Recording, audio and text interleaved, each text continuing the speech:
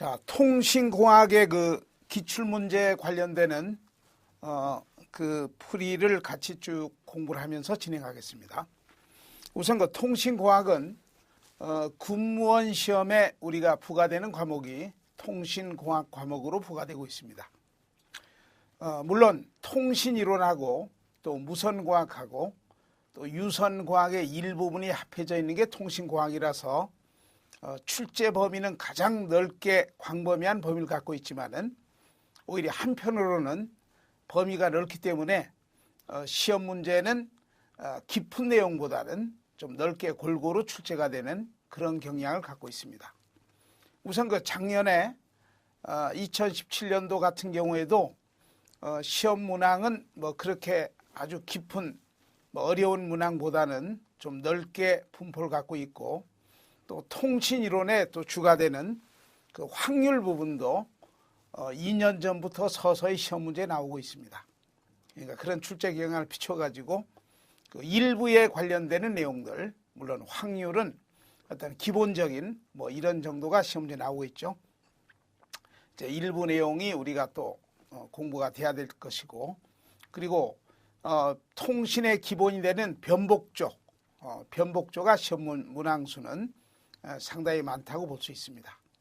그리고 통신의 프로토콜에 관련되는 그런 내용들, 그리고 SS통신, 또 OFD에 많은 통신의 신기술, 뭐 이런 것들이 시험 문제에 출제가 되고 있습니다.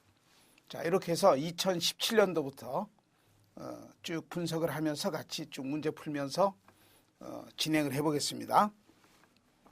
자, 우선 그 1번은요. 1번은 아날로그 변조 FM에 관련되는 설명 중에 잘못된 항목을 고르는 겁니다. 그렇죠?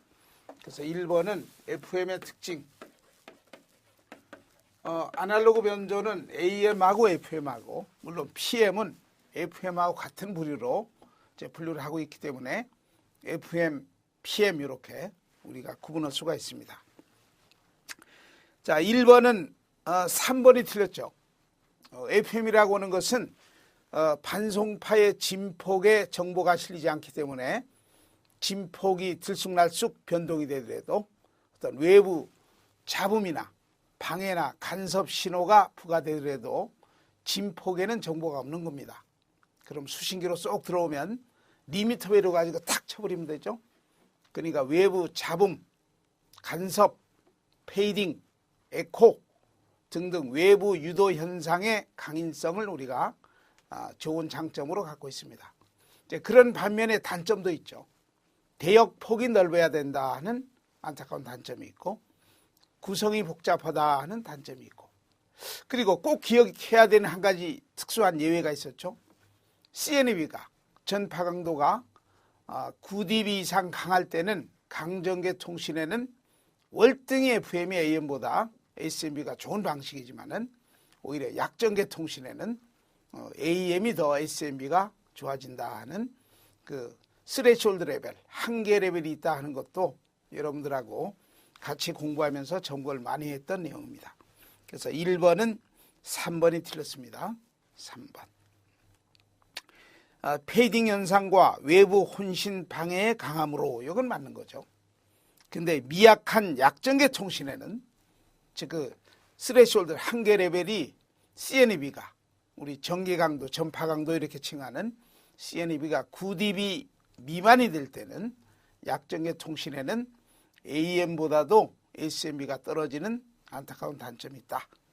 자, 그래서 1번에 3번이 틀렸습니다. 자, 2번에 영원한 시험 문제죠. FM의 대역폭. FM의 대역폭. 시험 문제 반드시 출제가 되는 겁니다. 자, AM은 신호 주파수를, 즉 신호파를 반송파의 상측 파대 위쪽에 하나 실리고 또 반송파 밑에 하나, 하측 파대 이렇게 실리는 겁니다. 그러니까 AM의 대역폭은 신호 주파수 두 개다 이렇게 보면 되죠. AM의 대역폭은. 그래서 대역폭이 작게 소요가 되는 장점이 AM입니다. 근데 FM이라고 하는 것은 반송파의 주파수를 75kHz 플러스 75kHz 마이너스 그 넓은 그 주파수 편의를 가지고 변화시키면서 결론적으로 정보를 실어서 보내는 겁니다. 그러니까 신호 주파수에다가 잡아 넓혀지는 주파수 편의량의 2배다 이렇게 하는 거죠. 그러니까 대역폭이 넓다는 단점이 있습니다. 물론 이런 공식도 가능합니다. 이런 공식도 가능해요. EFS 이렇게 해놓고 1 플러스 MF 이렇게. 그렇죠? 이건 FM의 변조지수를 이야기하는 겁니다. 그러니까 AM 대역폭은 요만큼만 필요한데 FM은 요만큼이나 크게 소요가 된다. 대역폭이 크다는 단점이 FM의 단점으로 여러분들 기억이 돼야 될 겁니다. 반드시 요거 계산 문제로 나와요. 원래 FM파는요.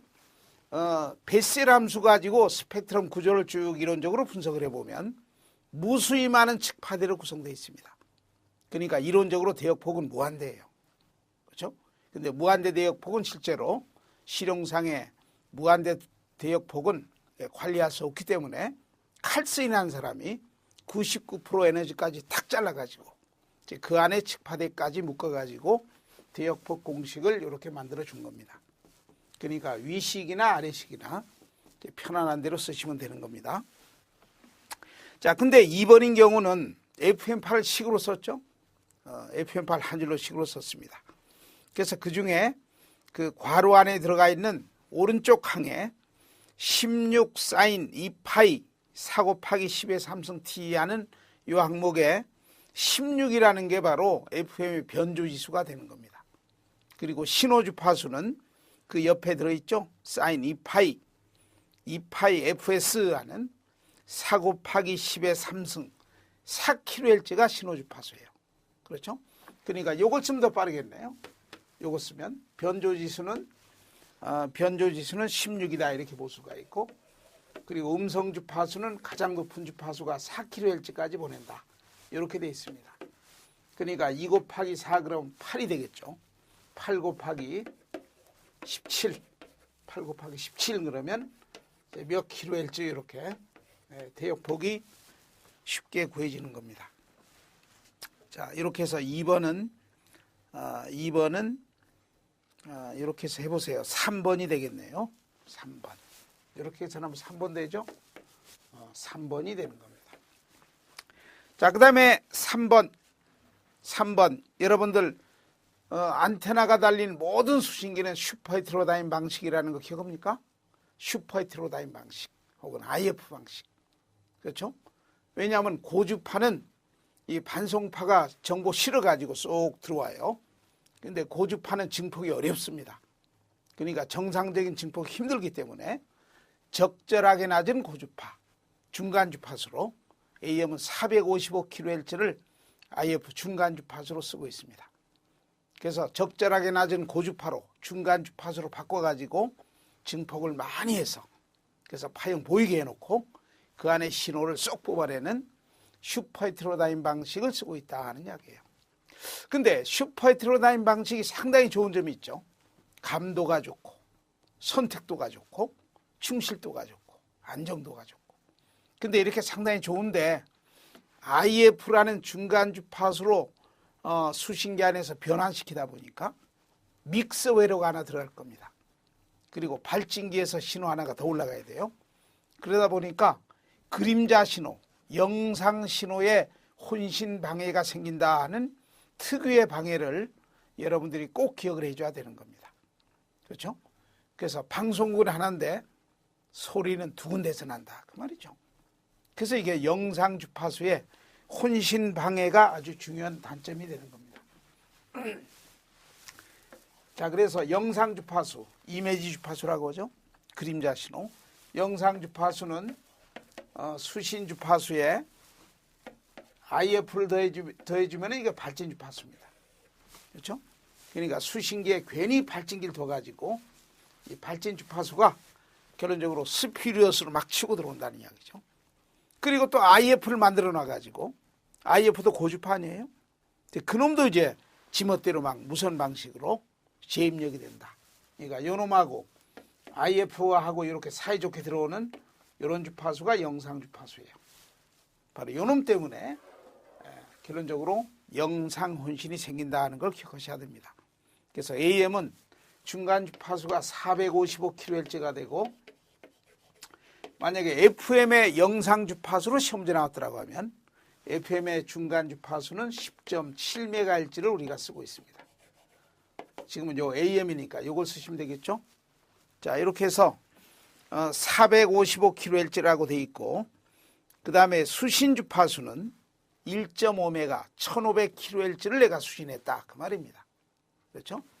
그러니까 요놈은 1500kHz가 되는 것이고 455를 두 번 더해주면 되는 겁니다.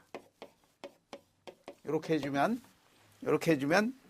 1번 2410kHz라는 영상 주파수가 바로 요 수신 주파수, 바로 여기서 방송이 잡히는데, 그렇죠? 이 주파수에서 방송이 잡혀야 정상입니다. 그런데 이런 주파수에서도 방송이 잡힌다 그 말이에요.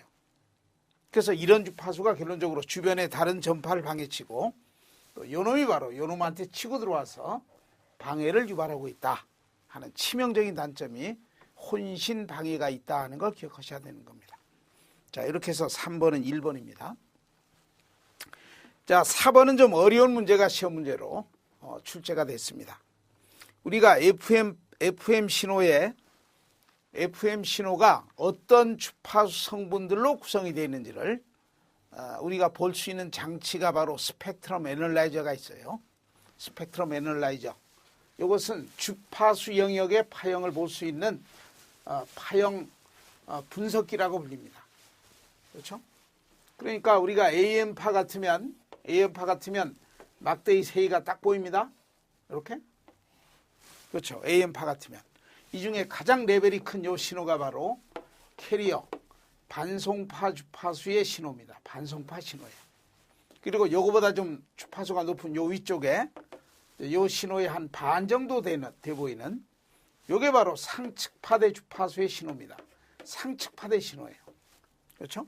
또 요 밑에 하나 FC-FS 하는 요게 하측파대 주파수의 하측파대 신호입니다. 그렇죠? 그러니까 AM이라고 하는 것은 요 신호 주파수가 반송파 위쪽에 하나 실렸고 밑에 실려가지고 요 막대기 두 개가 요놈한테 묶여서 탁 날아가는 것이. 그러니까 대역폭이 바로 요 측파대 요거 두 개만 보내는 거니까 요게 바로 대역폭이 되는 겁니다. 요 빼면은 신호 주파수의 2배만큼 대역폭이 필요하다 이런 이야기죠. 근데 FM이나 PM을 시키면요 측파대가 무수히 많습니다. 그렇죠?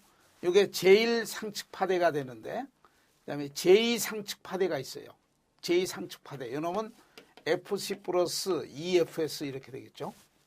제3 상측파대가 또 있습니다. 제4가 있고, 제5가 있고. 그렇죠? 그래서 요놈은 FC 플러스 3FS가 되고, 요놈은 FC 플러스 4FS가 되는 겁니다. 하측파대도 마찬가지예요. 이게 제1하측파대가 되고, 요놈은 제2하측파대가 되고, FC-EFS. 요놈은 제3하측파대, 제4하측파대 이렇게 되는 겁니다. 그런데 이 스펙트럼 구조를 보면 하측파대 중에 홀수 번체는 또 역상입니다. 역상.